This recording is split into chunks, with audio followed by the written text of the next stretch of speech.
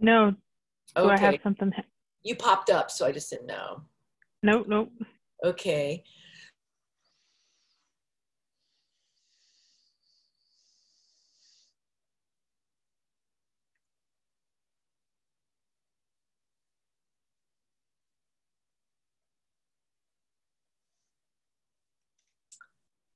Anybody got an idea?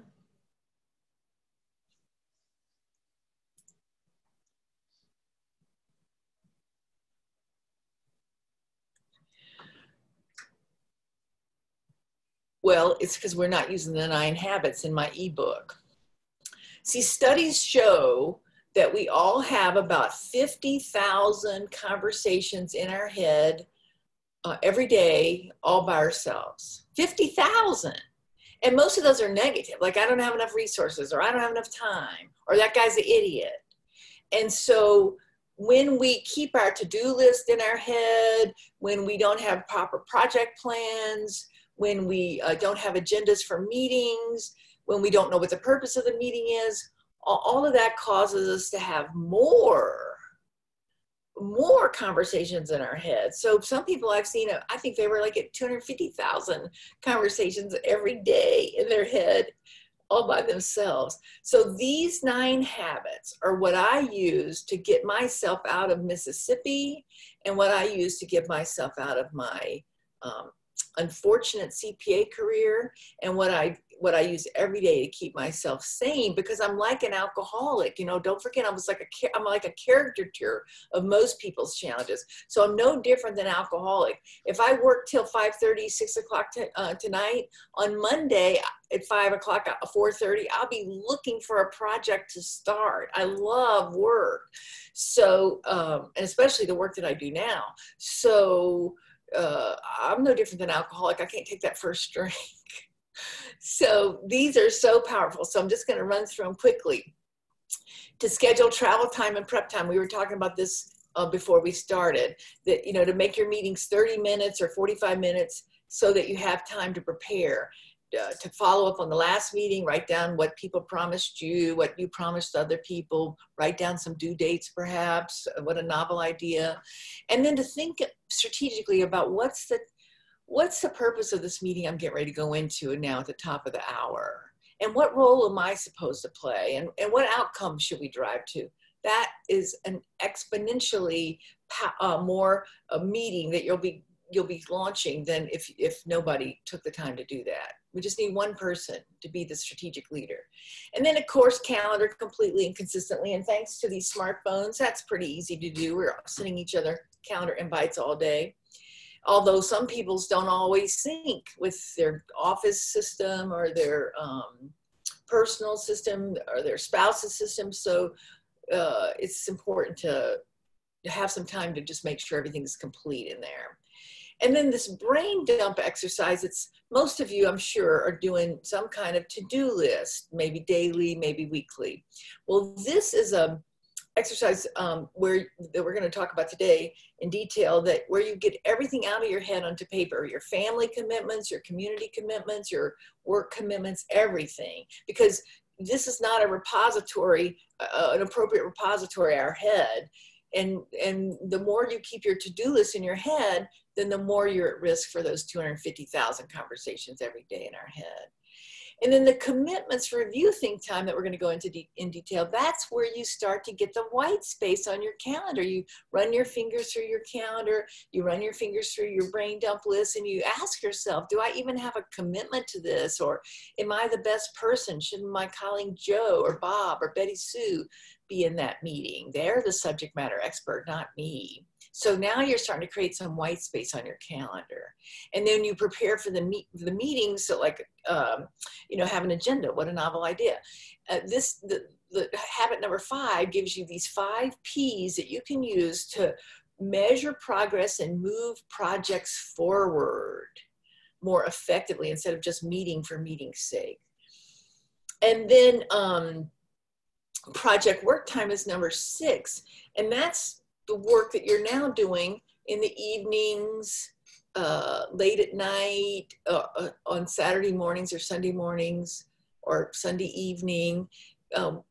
We've lost the ability to get our work done 9 to 5.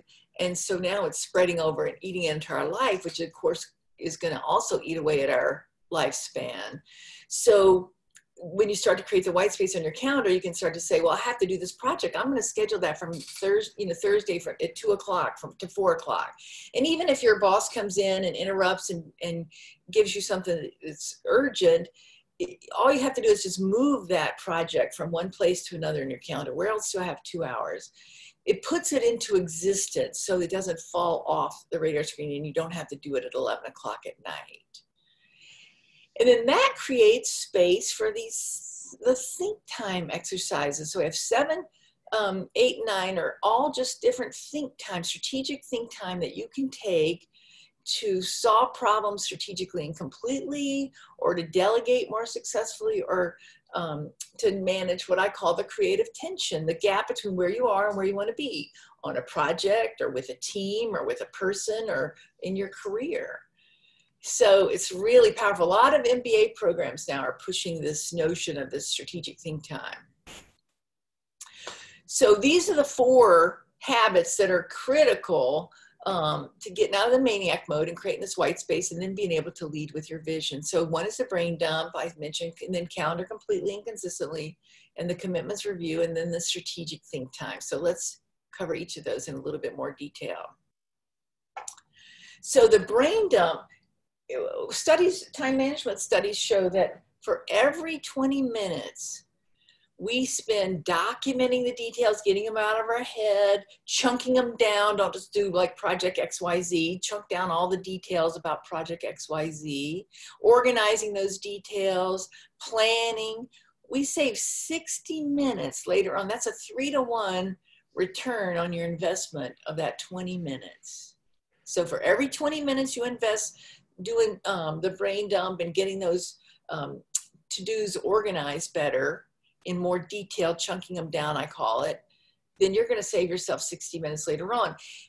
And let's just take this to a meeting. So say you were in a meeting yesterday at the end of the day and Bob said something that was curious, that you were curious about. You didn't know what he meant, but you weren't leading the meeting, and whoever was the leader of the meeting just moved on. There was no discussion.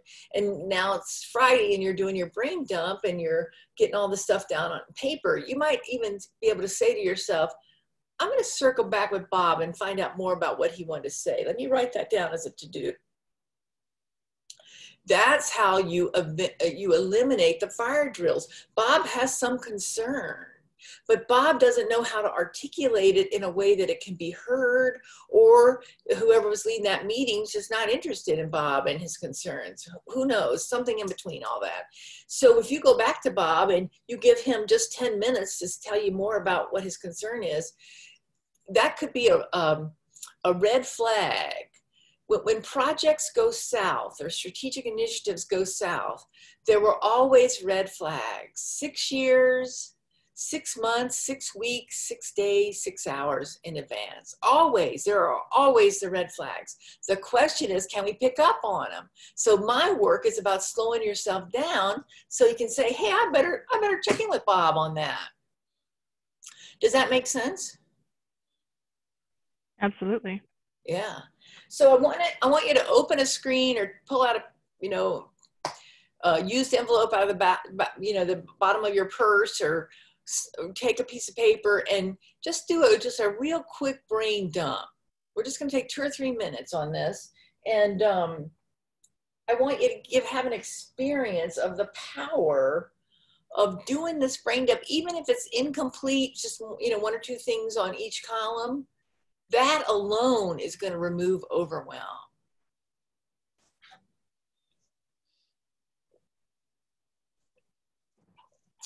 Any questions about what you should be writing down? We can brainstorm together.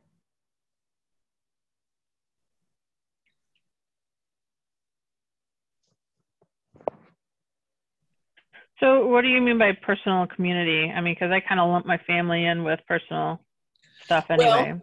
I'm trying to give more emphasis to the family. So so Okay. personal and community could be just like, I just need to run these 3 errands on Saturday, or I got this baby shower I got to get a gift for, or I'm on that committee at my church, or I'm on that committee in my neighborhood association, or I want to Gotcha. get more involved in my community. But I try to make the family more separate, because it makes people think, oh, should I schedule a date night with my spouse? What I wrote down right away. Yes. If you don't schedule those date nights, you're going to look up one day and you're not going to have a spouse. And same with your children, you know, some one-on-one time or some group family activities. We just got to make that family a priority. Anybody else got a question or a concern?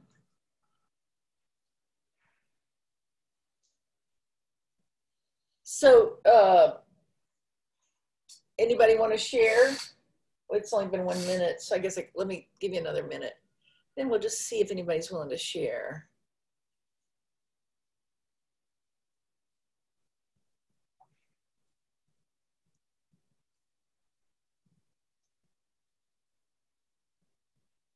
Anybody willing to share the benefit they see already from doing this brain dump? So I already kind of do this. I don't section it. I do section it out. I categorize it. I color code it. I have a bullet journal. Beautiful. So Beautiful. yeah. So in my bullet journal, I do each one is a bullet and it's a task. And when I'm completed with that task, then I cross it out or cross Yes. out the little bullet. But so I use green for work, and I've got stuff in there already, like follow up on latest appointments, figure out Windows business store, stuff like that, and then personal stuff I put in like a blue ink or whatever, like find a house painter for my mom, Yeah. and Yeah. then I do lump those two in together with the family stuff. But it is a good idea. I didn't think about separating the Yeah. family stuff, exactly like what you said. Discuss what we're going to do on our next date night, you know. So Right. And get it yeah, scheduled, get it on the books. exactly. Right. Right. So Otherwise, that's some of the stuff that I do.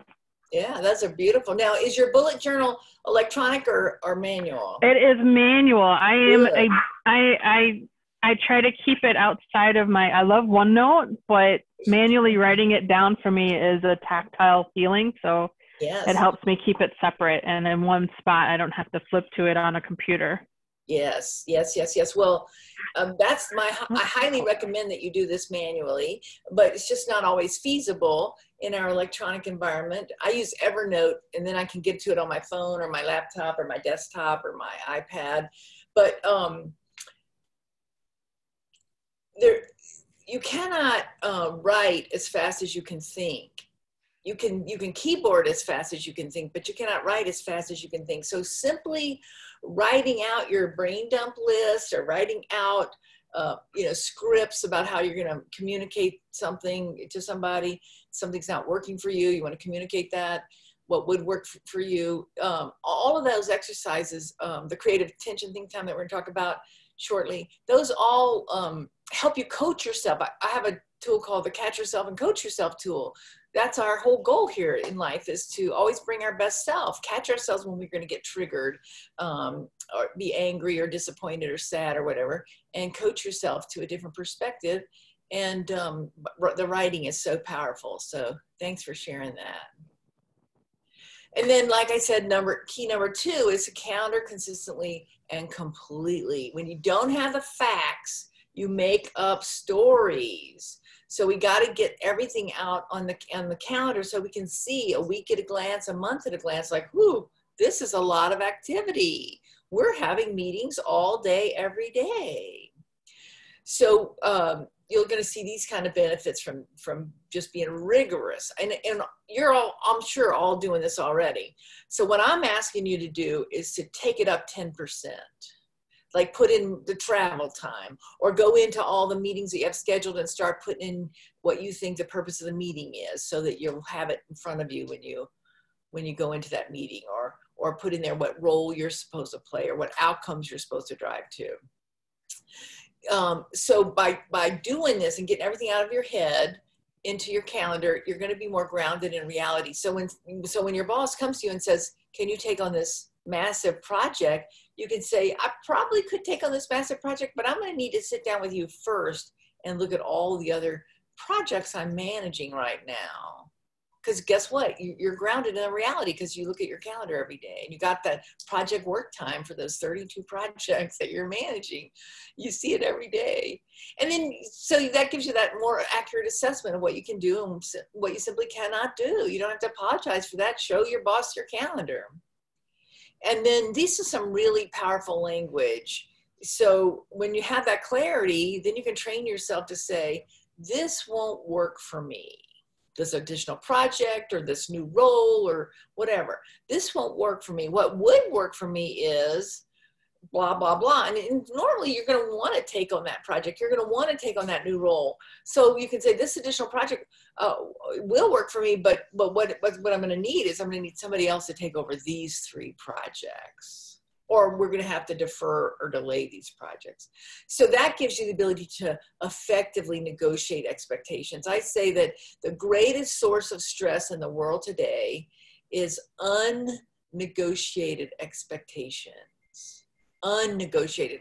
So often we as human beings, we don't even articulate to ourselves what our expectations are around our role, around our goals or projects. So if we can't articulate that to ourselves, we certainly can't go and articulate it to other people and negotiate it, like our boss, for instance, or our spouse. So we have to learn how to articulate what our expectations are and negotiate those so we can get a win, win, win, win, win. Any questions about that or that language? Just remember that or write it down. This won't work for me. What would work for me is.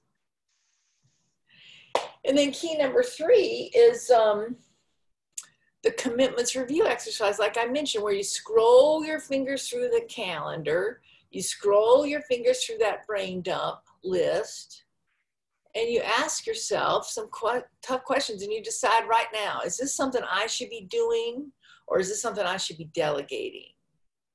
Who's the subject matter expert? Who deserves this leadership development opportunity? Who could I help develop, give them the skills and abilities to work on this kind of project? If I hoard this project for myself, I could be robbing them of their their professional development opportunities. They can never get to be in my job because I'm the only expert that knows how to do that job.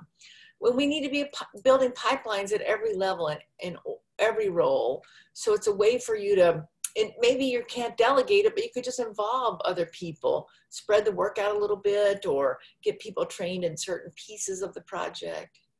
And then of course it gives you a chance to ask yourself, do we just need to dump this?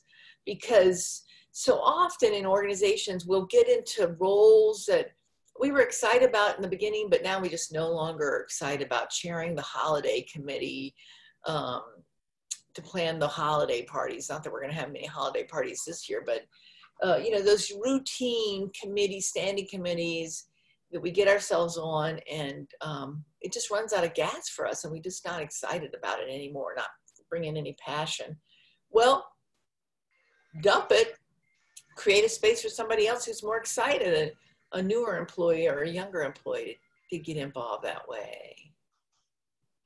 And this is the most important one, the strategic think time exercise to formulate your vision. And I would definitely start with your vision for your life. And then I would go to your vision for your career. And then I would go to your vision, for your role, your current role. And so that you can negotiate that with your boss. You could have if you're a team leader, you could have a vision for your whole team. It could be a vision for all the skills I want to develop over the next 18 months, or a vision for the habits I want to demonstrate, or the discipline I want to bring to my work environment. Or it could be a vision to close some gaps. Like I just don't always bring my projects to closure on time and on budget, or I too quickly to get in action. I need to be more thoughtful before I launch into a project. I need to spend more time planning and organizing that. Or am I being too empathetic with my colleagues, picking up the slack for them? Or am I delaying decision making? Is it hard for me to make a decision?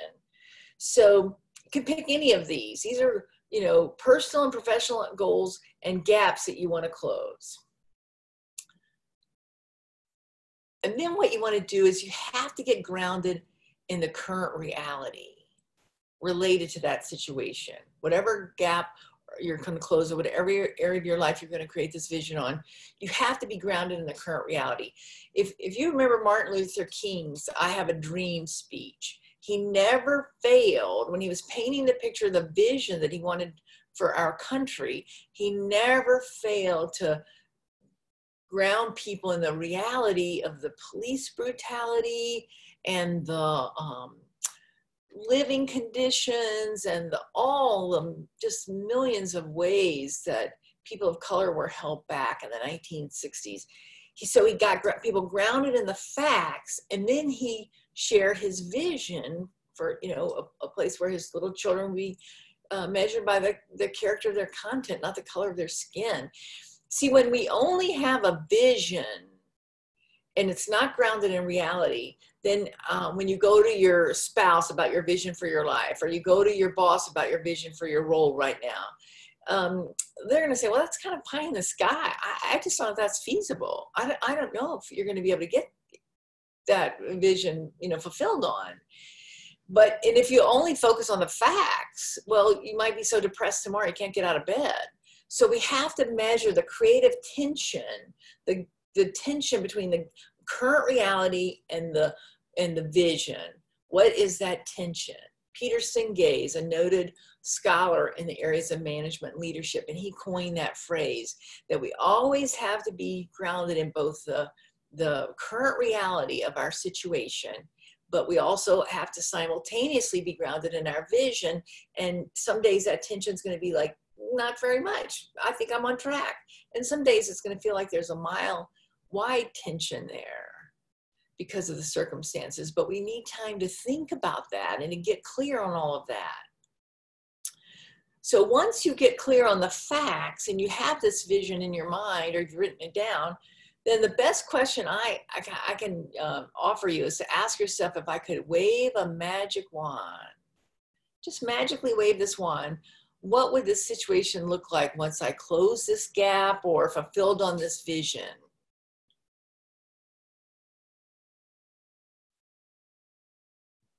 And that's now the vision. Once you can picture in your mind's eye what it would look like if you could magically wave a magic wand, now you have a clear picture of your vision, or you have a clear picture of what the situation is going to look like after you close this gap. Does that make sense? This is so powerful, visioning, so powerful.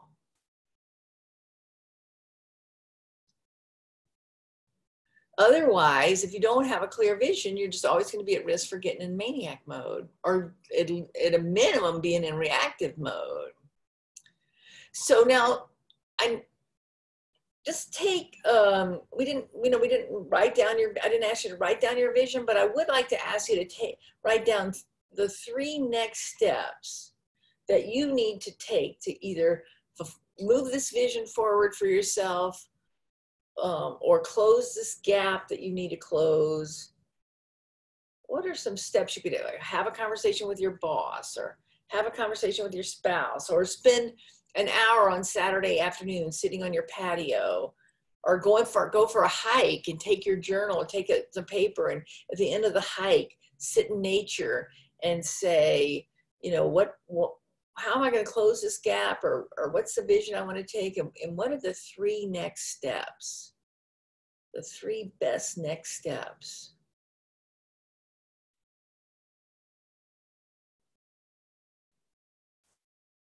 Now, why do we want to get this written down?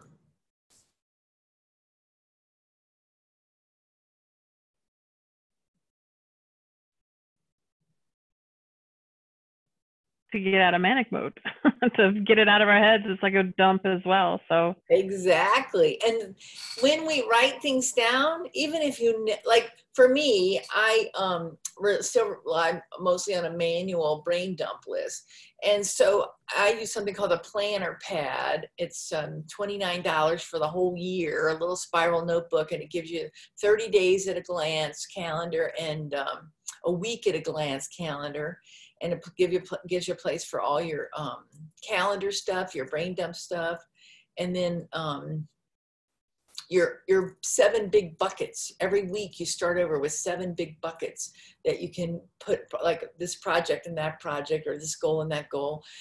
So I'm a big fan of the planner pad. And what I found over the last, I won't say how many years I've been doing this, because I started using some of these practices when I was 19 years old. It's, like I said, what got me out of Mississippi at the age of 20.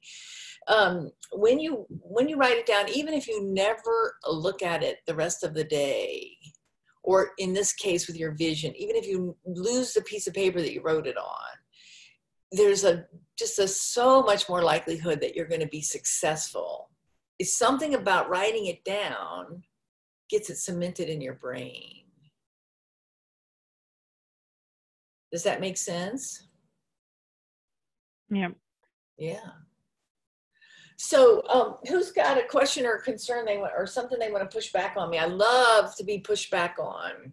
I love it when people say, I just can't see why this is so important. These are so simple. Such simple little habits, Catherine. How's it going to make a difference? Anybody want to say that?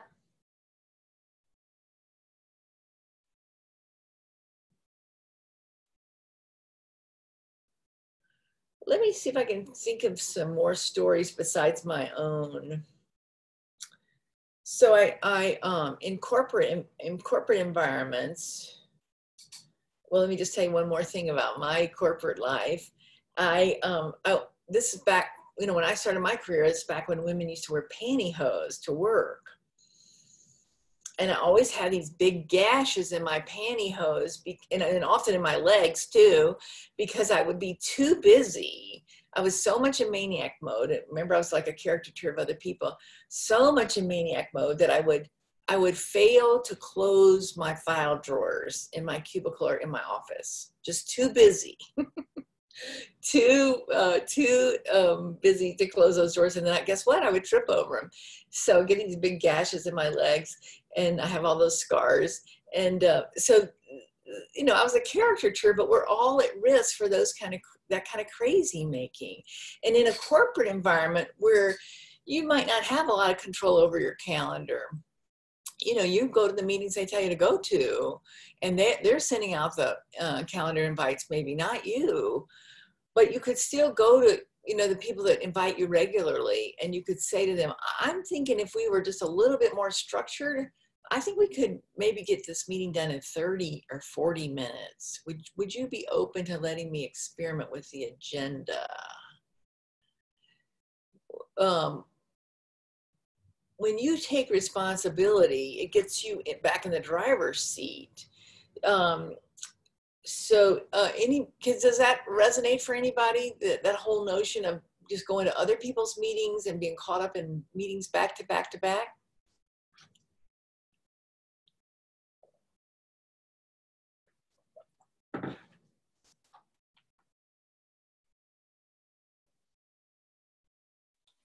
Every day. Yeah, every day. That's our life.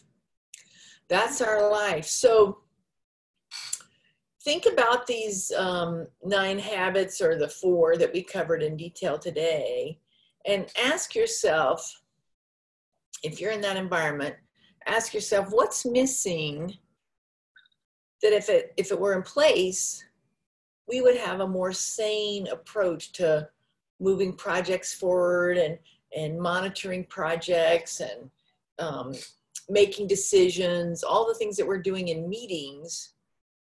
What are some alternative approaches to that?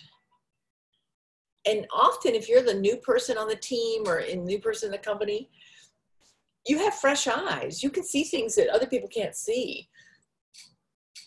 Like I referenced the summer intern. The summer intern can be the strategic leader because they don't know anything.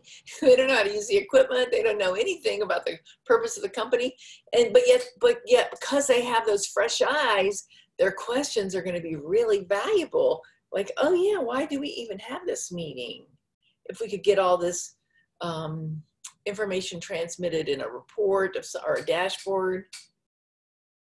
And just one of the things, I don't know how we would touch on this, is that we're talking about meetings specifically, that there's two things in meetings for me that I seem to be prepared as much as I can be, but then there are other people that throw a wrench in everything, where they don't bring anything to the table, or they're not participating, or you've got a supervisor, let's say, that doesn't prepare and extends the meeting, and you feel like you're going in circles. So Right. knowing that you can, I mean, the difficulty is having that conversation possibly, or those are the things that make it harder for me. So I guess the only thing that I can do is identify that within myself, I guess, and then figure out what I can do to make myself not feel so bad about it. Just make sure I do my own stuff. But I feel like I contribute so much, and then you're not getting it reciprocated. So Right. So you said it beautifully, Melissa. You can change your mindset about it. You can not let it bother you. But I also would encourage you to, not today and not Monday, but take a week or two. And if you first do a brain dump of just all the things that irritate you about that meeting, or the meeting at 8 o'clock on Mondays, and the meeting at 9 o'clock on Mondays, and the meeting, take each meeting separately. And if you do a brain dump just on the things that are draining you of energy, I call those tolerations. Everything in the world gives you energy, or it drains you of energy. mm-hmm. Like working long hours drained me of energy, but being with my loved ones gave me energy, or being in nature, or taking walks, or taking hikes, or doing this strategic think time. Those are things that gave me good positive energy, but all those hours drained me. So I didn't have enough good energy. So if you just make a list of everything that you're tolerating about, and do it specifically, the Monday 8 o'clock meeting and the Monday 9 o'clock meeting, make it specific. And then you write down the opposite of that. Well, if I didn't have this situation draining me of energy, what would I have? What would be better? And then you ask yourself, is that something in my control? I can't make Bob step up. I can't make Bob take on as much initiative as I do. I can't beat Bob up with a stick. We've all tried to do that. All we can do is invite Bob and inspire Bob. So by you being the role model, that can be inspiring. By you shifting your attitude, not letting it drain you of energy, saying I can't control Bob, then just shifting your attitude, that alone might be inspiring to him. So, but then I think the ultimate goal, again, give yourself plenty of time, a week or a month at least, but then I would script it out, and I would go into your boss and just, you don't have to just unload on him or her, but just say, I think we could reduce the amount of time we're spending in meetings that would make us all be more productive. And would you be interested, ask permission, would you be interested in hearing some of my ideas?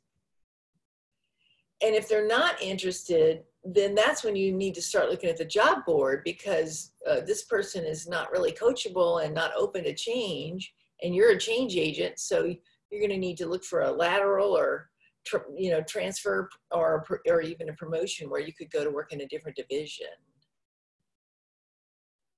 Because that's good. Thank you. Yeah, not everybody's eligible to have us on their teams, especially when we're being the strategic leader. Well, any other concerns or questions or comments?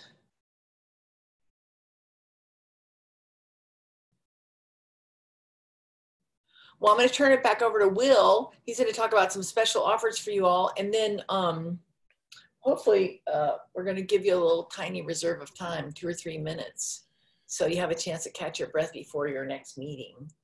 So Will, you want to take it away? Perfect. Thank you, Catherine. Well, yeah, like the PowerPoint says here, we're offering 35% off for full 2-day classes or any professional development class that you take. Also, a $500 Amazon gift card for individuals who, the full class or any professional development class who take that class.